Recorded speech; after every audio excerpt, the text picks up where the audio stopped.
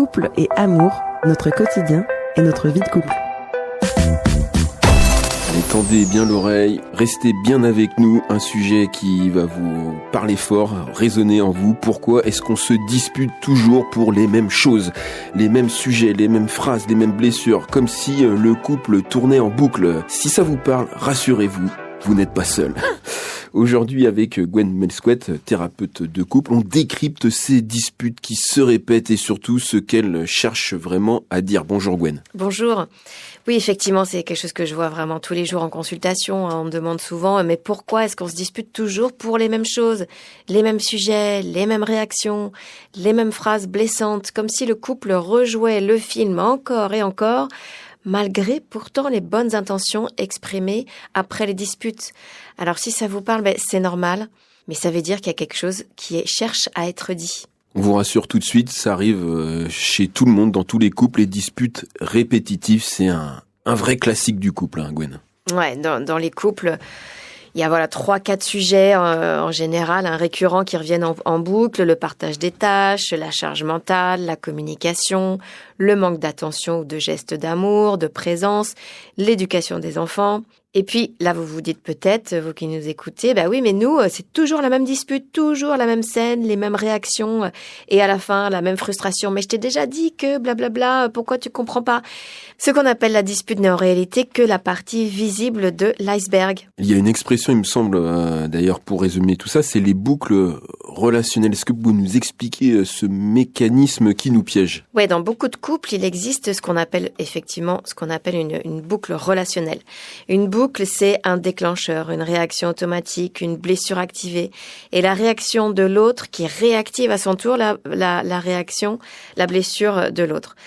Un exemple très courant, quelqu'un qui a besoin de réassurance, de proximité, qui se sent vite rejeté quand l'autre est occupé. Donc du coup, l'autre a besoin d'espace, de tranquillité et se sent vite envahi. Résultat, il y en a un qui insiste, l'autre du coup se ferme, ce qui fait que le premier va insister encore plus et le deuxième va se fermer encore plus. C'est ce qu'on appelle la boucle. Ce qui est fou, c'est que chacun pense que l'autre est le problème. Tu te fermes tout le temps. Oui, mais tu viens tout le temps insister, alors qu'en fait, le problème, c'est le mécanisme qui s'active sans qu'on s'en rende compte. Alors derrière ces disputes, il y a, je présume, une blessure ancienne qui se rejoue. On ne se dispute jamais pour ce dont on croit se disputer. On ne se dispute pas, en fait, pour le lave-linge, la sortie du dimanche, le rangement, la façon de parler aux enfants. En fait, on se dispute parce qu'il y a quelque chose de beaucoup plus profond qui est touché. Une peur de pas compter, une peur d'être insuffisant, une peur d'être abandonné, une peur d'être jugé, la peur de pas être entendu. Et ce sont ces blessures d'attachement qui se réveillent. Et votre partenaire, en fait, il appuie sans le vouloir exactement dessus. Un exemple très concret, vous reprochez à votre partenaire de pas avoir rangé quelque chose. En réalité, la phrase intérieure, c'est « tu ne m'aides pas, donc je ne compte pas pour toi ». Ou alors « je dois tout gérer tout seul, comme toujours ». Donc, je ne suis pas soutenue.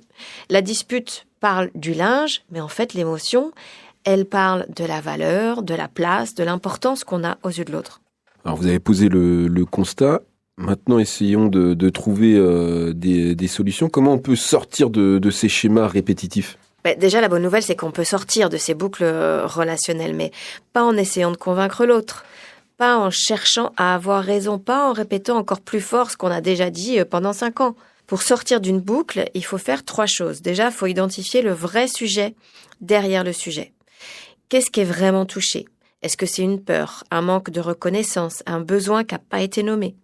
Ensuite, il faut nommer l'intention et la vulnérabilité.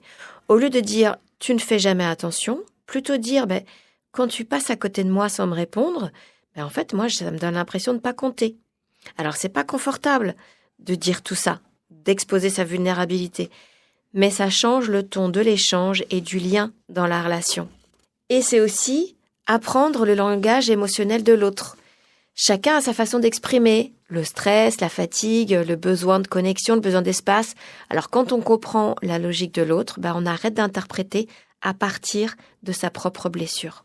Alors on le sait notamment avec l'éducation des enfants, les rituels c'est très important, mais dans les couples aussi, les rituels sont aussi importants, voire capitaux. Un petit rituel, Gwen Melsquet, on le rappelle, thérapeute de couple, un petit rituel d'apaisement pour casser cette boule que vous avez énoncée depuis le début de cette chronique. Ouais, alors quand une dispute démarre, moi je propose le rituel stop, respire, reformule, demande. Voilà, 4 étapes, très simples, très rapides.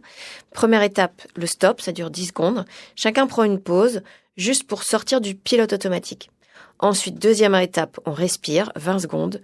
2 respirations lentes. Et là, le corps se calme, le cerveau s'ouvre. Ensuite, troisième étape, on reformule ce qu'on pense avoir compris. J'entends que tu te sens débordé et pas soutenu, par exemple. Quatrième étape, on fait une demande claire et réaliste. Par exemple, est-ce qu'on peut en parler après le repas, calmement ? Ou est-ce que tu peux me dire ce que tu aurais besoin là maintenant ? Et ce petit rituel, il change tout parce que ça change l'énergie et ça évite l'escalade pour ouvrir une porte. Alors, par rapport à votre cabinet, quand consultez, et pourquoi ça marche ? Il y a beaucoup de couples qui arrivent en séance en me disant on s'aime mais on se comprend plus. Ça, c'est vraiment un grand classique. C'est pas par manque d'amour, c'est parce qu'il y a un manque de traduction, de compréhension, de décodage. Et donc, du coup, l'accompagnement, ça permet de comprendre ce qui se joue réellement, d'identifier les besoins cachés, de réparer les blessures anciennes qui s'activent et de créer un nouveau mode de communication. Et surtout, ça permet de sortir de ces disputes qui s'épuisent.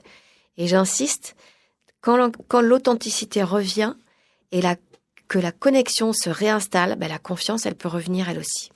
Alors si vous nous avez pris en cours dans cette chronique couple et amour consacrée aux disputes dans le couple, eh bien sachez, on ne se dispute presque jamais pour ce dont on croit se disputer.